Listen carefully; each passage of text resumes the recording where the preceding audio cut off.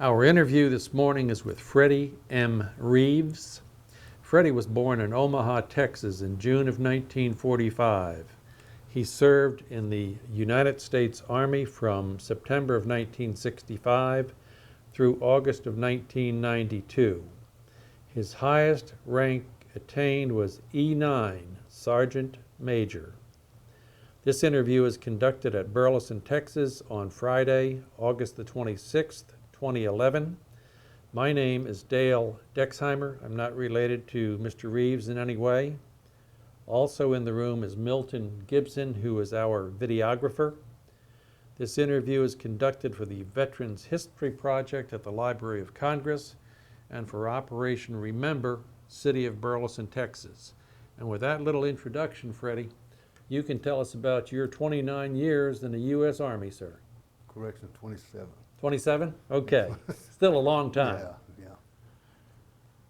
Well, I'd like to start with 1964. I graduated from high school in Omaha, Texas.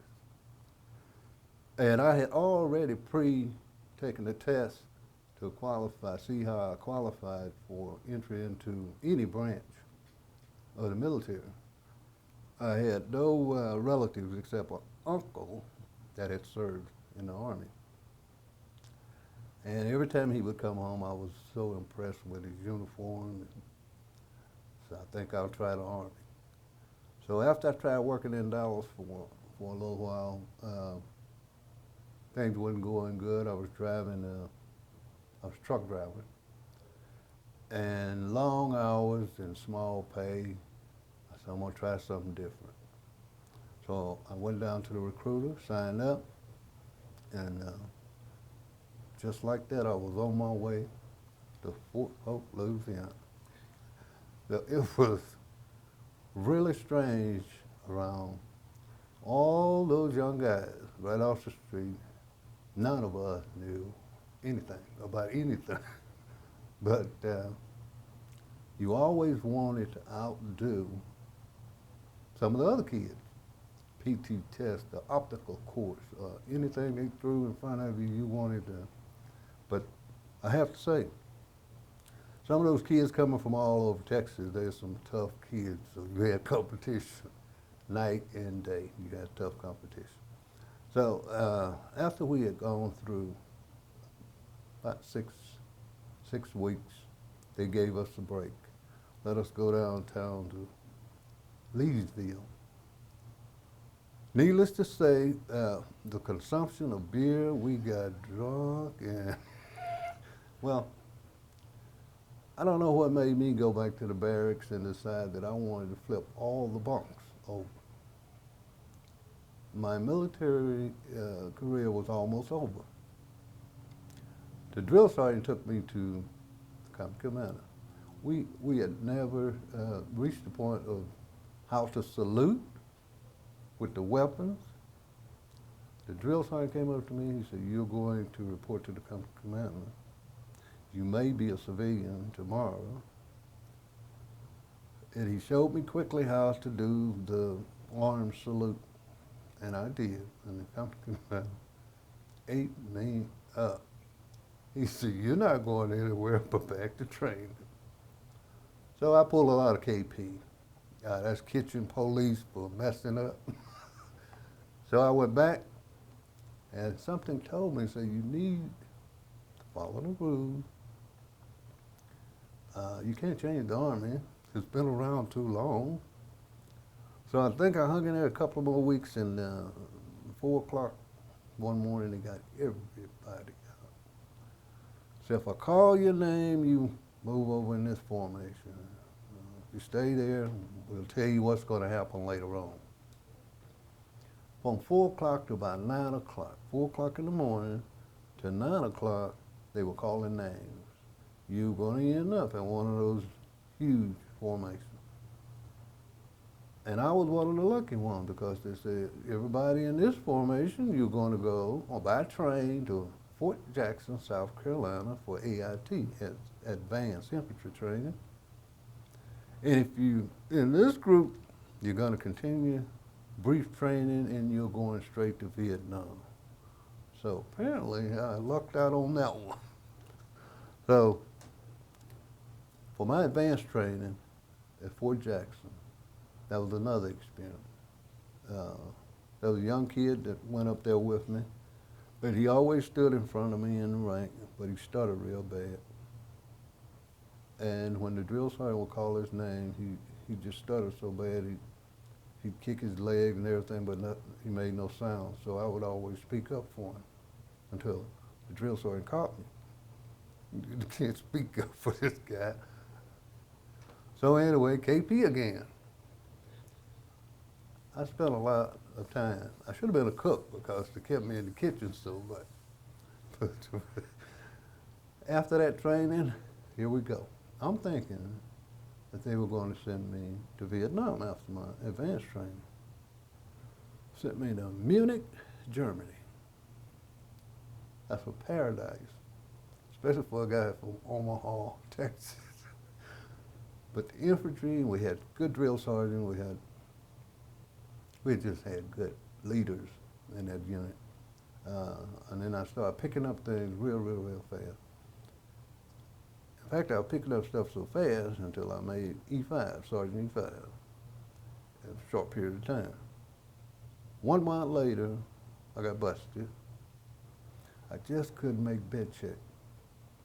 You had to not be walking down the hall, you had to be in your bed at 10 o'clock. So after I did this a couple of times and I had to go see the company commander again, he wanted to know, in my own words, why I could not make bed check. Me being an old country boy, I'm gonna tell you. So I told him, you keep me in the motor pool all day, and then by the time I eat and take a shower and go downtown and find a young lady and buy her a drink, it's time to get back for bitch. He looked at me like, I can't believe this guy is telling me this. First sergeant. So the first sergeant yanked me out of there. I just couldn't get stuff right.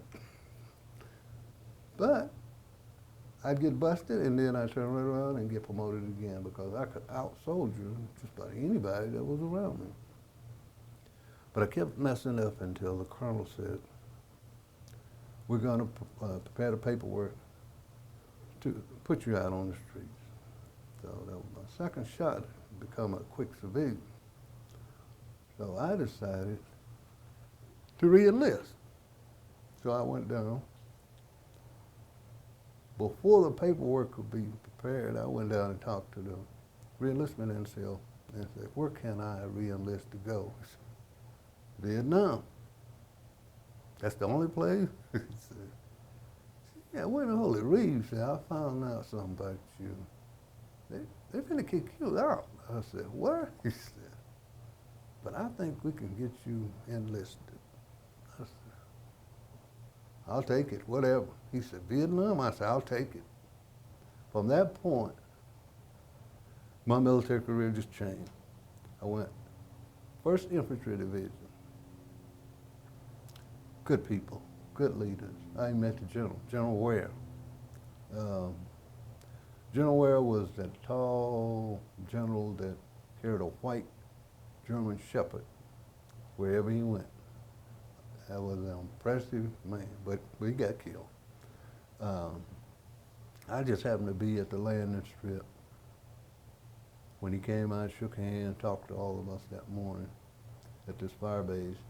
And when his chopper took off, we got word. We heard it. Shot it down, and by the time we saddled up and got over there, the chopper was stripped. General got them pretty belts. They were gone. Weapons gone. It was wake-up call. Just what I had gotten myself into. War is cruel, mean. We stayed out there for several months on that mission, and then it was time for me to go on my R&R, my rest and recuperation. And I met my wife in Hawaii. That 5 days go by too fast. Then I was back in the jungle again. The sad part is when you go back, some of the closest friends is no longer there. And that's another shocker on you right there. Then I heard about they had Soldier of the Month. Every month, someone had to represent your outfit against the other outfit for the best soldier. And they were going around asking everybody who wanted to be represent the unit as a Soldier of the Month. I said, I'll try it. It was a piece of cake. Now, if you win, you get a week at Vung Tau. That's a little island off from Vietnam. When you go, you're low priority as far as getting a flight to come back. So you may end up being a month on rest and recuperation. So I went twice, and then they told me I couldn't go no more. I was spending more time over there than I was in the jungle. So I ended up, I was 11 Charlie. And 11 Charlie is a 81 millimeter mortar man. That's, if anybody don't know what 81 millimeter mortar is, it's pretty simple. Drop around in a tube. But you got your FDC section to tell you how many charges to put on that round, so that round will go exactly where it was. And I enjoyed it, because we used to compete to see who was the fastest gun. From the time they call your deflection and elevation, and you get it lined up on those stakes, and then you holler up, and it was just, that's what we do all day until you got a real live mission coming in, and then and that's how I got my ears messed up. I love mortars, but they gave me a test and my high frequency was gone. When you're in a firefight or in a fire mission, you don't have time to go and find hearing aids or stick a cigarette butt or something in your ear. So you just go with the flow and fire those mortars as fast as you can, because whoever called it in needs some help quick. And that was your job. If you couldn't do that job, then you was on the other end. So anyway, I started replacing people from just a fire team leader, from a gunner, to the section leader, from the section leader to the platoon sergeant. And that's how rank just is there. And I love what I was doing. But after they reclassified me to supply, and I kind of hated it. It's going to take you away from the troops in the field. But after I left Vietnam in '68, I was during the Tet Offensive. Went to Fort Carson, Colorado. 24th Infantry Division, mechanized. They were doing an experiment. Each platoon had 4 APC, Armored Personnel Carriers. But this experiment they had going, it was 8 APCs per platoon. They just want to see how long they would last with the proper maintenance. And they'll last pretty good, because there's always 4 in the motor pool at any given time. Went on, I was only there 14 months, but we had a lot of fun training in the snow. Now, I had some pretty good guys. I was platoon sergeant at that time. Company commander said, okay, we're going to attack that hill. So each platoon was set up in a defensive position. You get the call, and then you go, because everybody's coming into the same objective. However, it was so cold. So one guy said, Sarge, I know what to warm us up. I said, what? He said, well, if I don't get in no trouble, he pulled out a bottle of Cutter Sart Scotch. So needless to say, we all kept sipping on that and sipping on that. And the RTO, my radio guy, he was sipping too. So we all went to sleep. Someone woke me up, the radio was just cackling. They were calling my call sign. I woke everybody up. We were late. But we rolled in there. Everybody else was in position and everything. We rolled in there, snow was just flying. APC swung around. The ramps go down, the drunk troops ran out. Everybody was in position.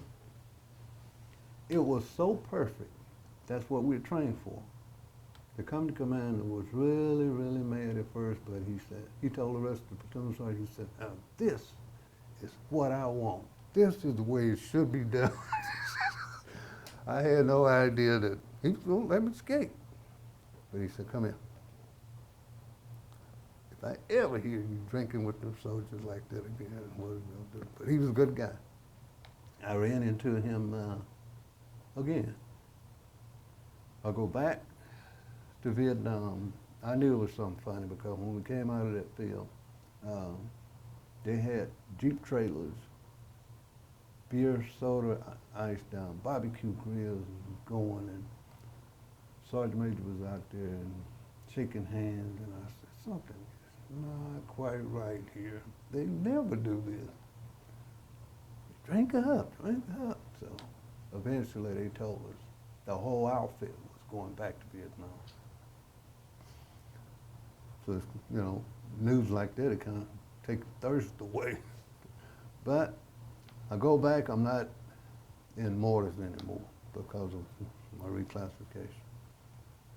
I report the Merrill Division, but it's 23rd Infantry Division. The way they do that, you draw your gear, and then you wait on a supply bird to take you out.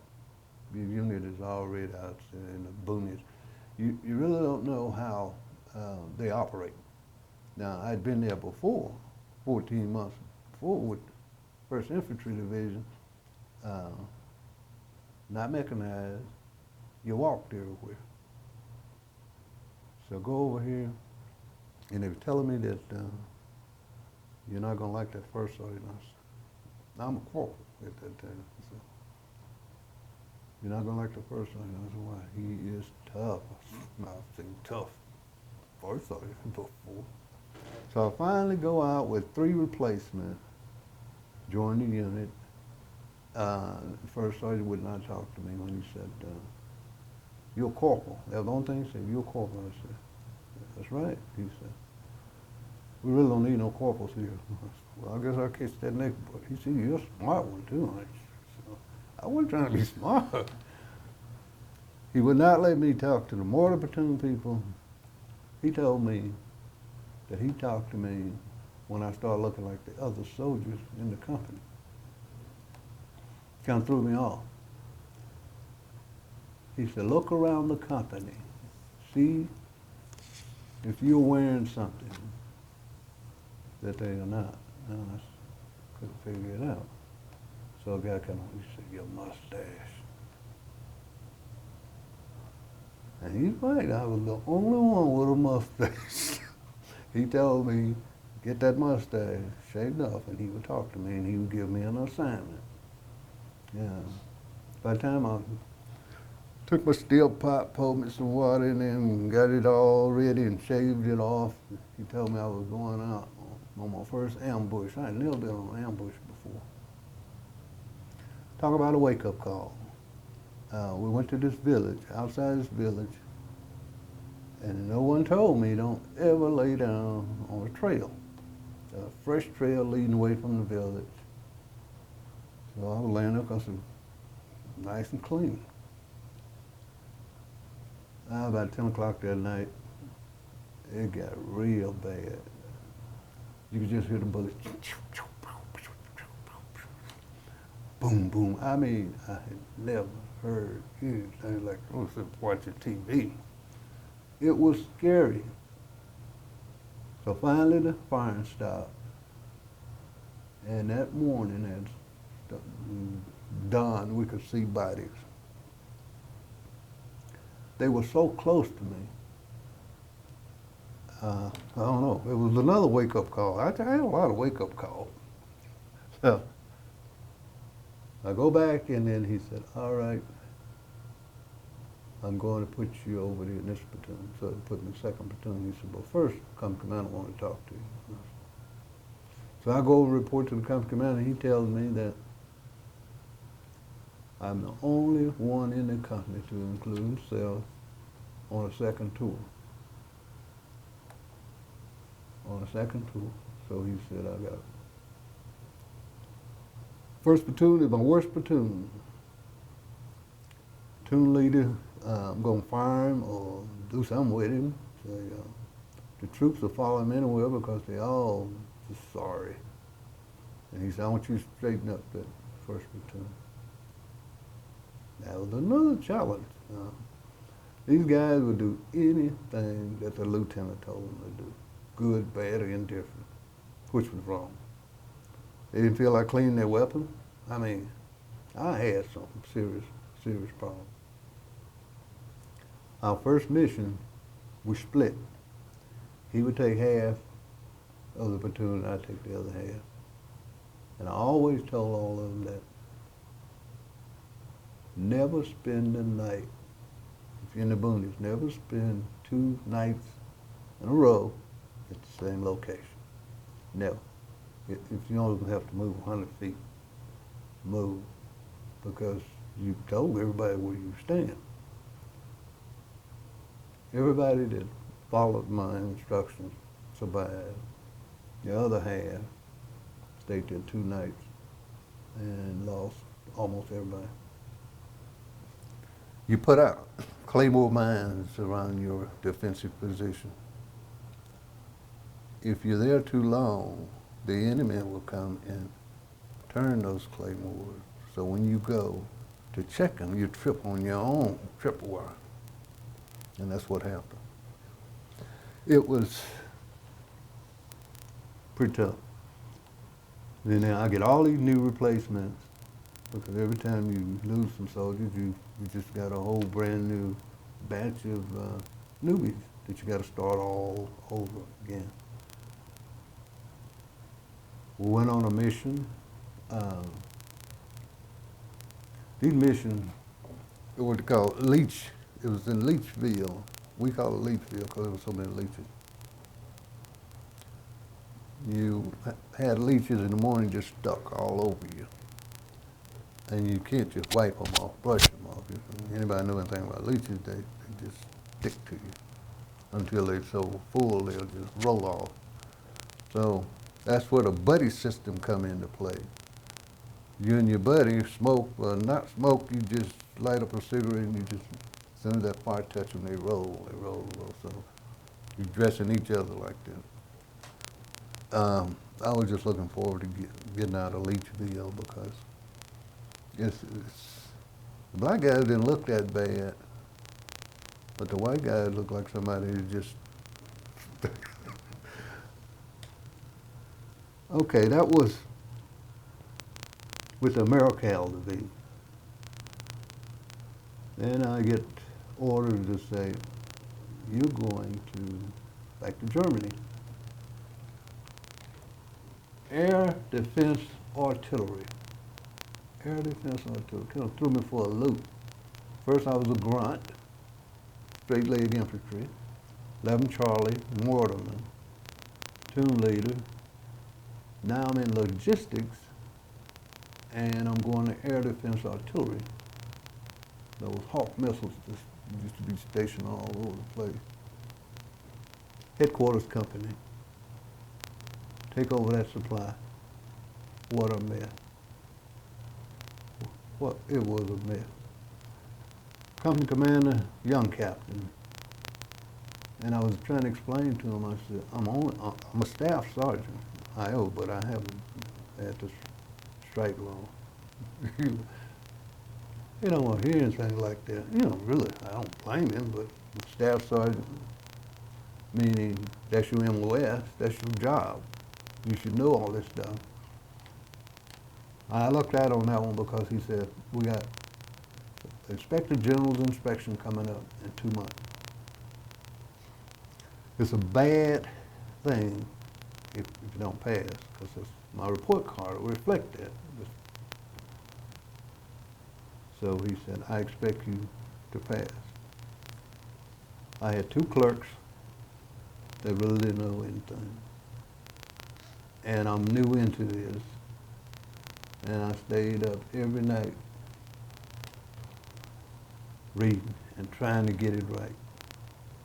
And I lucked out because when the inspection took place, there was an old logistic sergeant that inspected me. And he was looking and he said, look like you've been doing a lot of work, but you don't know what you're doing. And I said, well, I was doing the best I could. He said, tell you what, between me and you, he said, you're ambitious, you got that drive. He said, between you and I, I'm going to teach you some things. And for 3 days that we're here, I'm going to teach you. And it's going, everybody else going to think this is a normal inspection. And he was right. That old sergeant knew every trick in the book. And I picked it up like a sponge. So on the out briefing, when he got up to do his part, he praised me. Everybody was looking. Company commander came down there and brought me a fifth of whiskey. He was so proud. We passed with flying colors. Now the battalion wants me to be their G4 sergeant major. Now I'm moving up too fast now. So the warrant officer and the senior non-com over there both was retired. They had misappropriated a bunch of color TVs. The color TV was just coming into the system. So the property book reflected an account, and then I said, you know, I'm from Omaha, Texas, I need to look at some of this stuff that I'm about to sign for. So they tried to rush me through a lot of stuff, and I said, well, hold on a minute, I need to see these TVs. Well, they over there in that building. Oh, let's go look at them. So we went over there, and we were short 2. We're going to fix it up, we're going to fix it up. I've got one, I'm just trying it out at my quarters.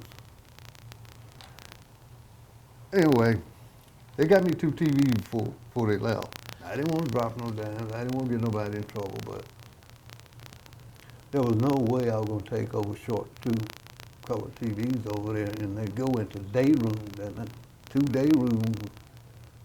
And somebody going to have to explain to them soldiers why these guys over here got color TVs and we don't have one. So that was another lesson I started picking up stuff. You got to be on top of your game, though. You want to always end up the short end of this stick. So after air defense artillery, what was my next step? I had so many, let's see, Fort Leavenworth, Kansas. I had no idea. I thought only the bad went there. But I got there, I was a senior, I'm 88, as master sergeant. So I went to the logistics center, and my primary job was to inspect all of the ROTC programs in Kansas and Missouri to make sure they had everything they needed for the ROTC program. 26 counties. UK was one of them, in Lawrence, Kansas. Every time I was scheduled to go there, those cadets would put on a demonstration for me. That was the most impressive thing. I made sure those soldiers had their uniforms, their boots, you name it. Anything that the Army was supposed to supply them, I take care of. And those retired sergeant majors who was the supply people, there was always a colonel, or sometimes majors. They were in charge of the whole ROTC program there. And when they'd come up to my office, they'd leave me a list of stuff that they wanted. And gratitude, the satisfaction I got out of doing that when you see these young kids and how proud they are wearing that uniform, and it's really touching. I spent 5 years there, and then all of a sudden they wanted a sergeant major at the Engineers. Now, here's another job. I became the sergeant major of the engineer detachment there. Had my own sedan, had a license plate that said the engineers love you. And I'd drive through. None of the quarters had air conditioning. A big contract was pending that they were going to put air conditioning in all in the quarters. And this was a long, drawn-out process. The bachelor enlisted that was there without their families needed a place to stay because their quarters allowance was for their families. So if you had an old building that you could put these senior non-coms in, that would save them some money instead of, if you didn't do that, they were going to have to go off post and rent. Now their family someplace, that's 2 households maintained on 1 paycheck, I'll put it that way. So the rumor started that they were going to close this building down where the enlisted guys were. But they always found room to put the officers. The young officers always had a building. I stepped on a lot of toes, but I said, we're going to find a building. So I worked with the post sergeant major, the engineer, the rest of the engineer guys around there who pointed out this building to me. Needed some work, and needed this, and needed that. And I got those guys moved in there. I wish you guys could have been at the party that they gave for me for doing this for them. But after 5 years there, everybody told me, said, you never, ever stay in the United States that long. Your next assignment got to be overseas. And I'm just waiting to go back to Germany again when I had orders to go to Fort Hood, the G4 Sergeant Major. They were in preparation for the last reforger. Now, the reforger when they had a big joint operation in Germany. I get there just in time to move trucks, you name it, troops, trucks, food, everything that goes under the logistic rim, and that's everything basically. We go over there for reforger, and when I'm coming back, I should have stayed over there. There was orders on my desk. 3rd Armored Division, Frankfurt, Germany. So 2nd Armored Division with G4 Sergeant Major go over on reforger. I come back, I got orders to send me right back to Frankfurt. That was my 2nd tour in Frankfurt with the 3rd Armored Division. I had did 3.5 years, and then that's when Desert Storm started. And when Desert Storm kicked off, I had my replacement there. Everything was all set, and I had orders to come to Fort Hood again with the 1st Cav. And we had to go. But I didn't have to go. They left me back there to ship millions and millions of dollars of equipment that had to stop in Germany and then go on to Turkey or Kuwait or wherever we were sending it. That was a test on any logistic person. Going to the German airport over there, rounding up all of your pallets of supplies. You gotta ship it back to your base because it's gotta be repackaged. You can't go over there the way it was packed. So that's what I did, and the good thing that war was short. We came back, and then that's when they sent me to Fort Huachuca, Arizona. which was my last assignment, Information Systems Command. Here I'm the top logistic enlisted man there that's responsible for every satellite that's on the head. Okinawa, Korea. I had to talk to those people every morning around 4 and 5 o'clock. So needless to say, I never got much sleep then. And then 92, early part of 92, when so well, you have been, that was the motto, be all you can be. So apparently, after I did my 27 years, I've been all I can be. So I'm hanging it up. The ceremony, the retirement ceremony was the most impressive. They had the cavalry, the horses. It was really something. The band, spectators. It was really something that you, in fact, I got it on CD. My farewell. But when I retired, I stayed up there for a little while. And then I decided to come back to Texas. I did, my wife did. And one thing I like to say, there is no individual that can go into the military, stay as long as I stayed, without a spouse that believes, supports you. If you don't have the right partner, you're not going to make it. You just can't do it. You give them the burden, they raise the kids. Because you don't have time. You're rolling all the time. But I must say, 27 years, wonderful years, experience. My kids grew up traveling around. I think it shows in what they're doing for themselves now.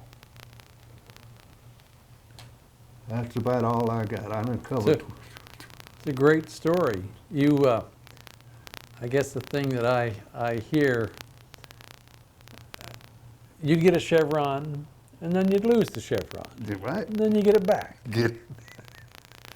You said you could out-soldier almost anybody, and you must have been a whale of a soldier to keep getting those stripes back. I'm telling you, it was a challenge, but As you well know, the military after a while gets tired of that stuff and decides, well, what they were going to do with you. yeah. But you know, when you have older soldiers say, you got to, why you want to mess up? Why you keep messing up? Said, you got potential to go all the way up. And if you listen, which I started listening, and it paid off. 18 years, well actually 19 years, you know, and then Sergeant Major's Academy, I never mentioned that. That is a good feeling to go to Fort Bliss, to the Sergeant Major's Academy. And I did it, I took the whole course through correspondence course. It's a 26-month course, and I did it in 6. Because I was at Fort Leavenworth where they write all the curriculum.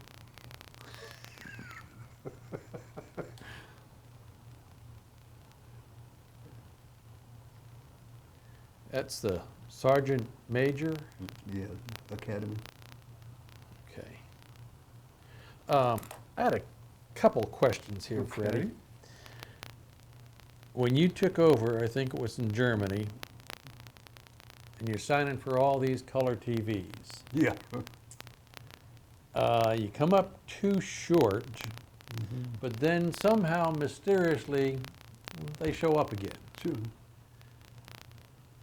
Were those, did they have a serial number on them? Oh, definitely. And the serial numbers matched when they reappeared? And they're in the property book.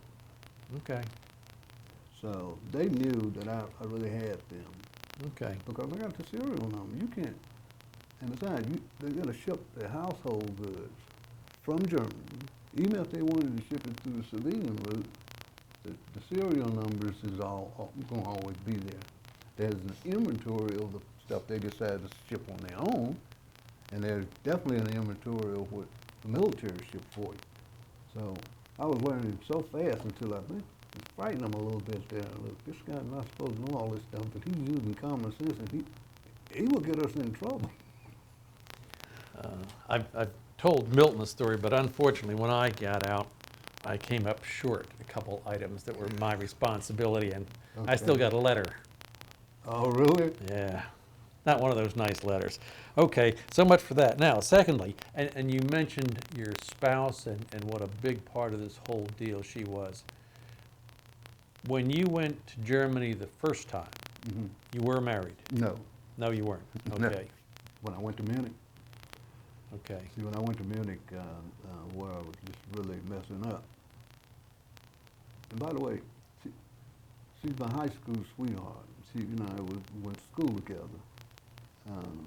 I ran off, joined the military, and she would always check with my mom to find out where I was. And mail call, and I'd get a letter from her. I wouldn't write nobody.